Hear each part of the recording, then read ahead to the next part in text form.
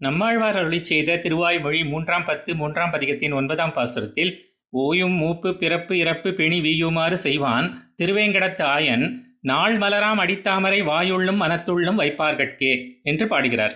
எல்லையற்ற காலமாக இடைவிடாமல் நம்மை தொடர்ந்தபடி உள்ளதும் நம்முடைய பலத்தை குறைக்க வல்லதுமான வயோதிகம், மேலும் அந்த சரீரம் தோன்றுவதற்கு காரணமான நம் பிறப்பு, சரீரத்தின் அழிவான மரணம், வயோதிகத்துடன் இணைந்தபடி வருகின்ற பிணிகள் போன்ற அனைத்தையும் போக்குவதற்காக திருவேங்கடமுடையான் திருமலையிலே நிற்கிறான்.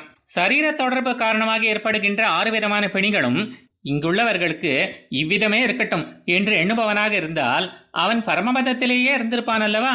மேலும் அதனை போக்குவதையே இயல்பாக கொண்ட அவனை அல்லாமல் அற்பசக்தி கொண்ட நம்மால் போக்க இயலுமோ என்கிறார்.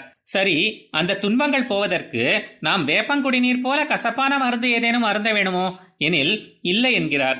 மாறாக அன்றுதான் அலர்ந்தது என்று சொல்லும்படியாக உள்ள மென்மையான திருவடி தாமரைகளை கொண்டவனும் திருவேங்கடத்திலே உள்ளவனுமாகிய கிருஷ்ணனுடைய திருவடிகளை நம் தலைமேல் சூடிக்கொள்ளலாமே என்கிறார். இவ்விதம் அவன் புகழை வாயினால் பாடி மனத்தினால் சிந்திக்க நம்முடைய ஆத்மஸ்வரூபத்திற்கு விரோதிகளாக வந்து சேர்ந்த தன்மைகள் அனைத்துமே தாங்களாகவே போய்விடும் என்கிறார். எனவே திருவேங்கடமுடையானுடைய திருவடி தாமரைகளை நம் மனம், வாக்கு, மெய் ஆகிய 3லுமே வைப்போமாக என்று கூறுகிறார். ஆழ்வார் எம்பெருமானார் ஜீயர் திருவடிகளே சரணம்.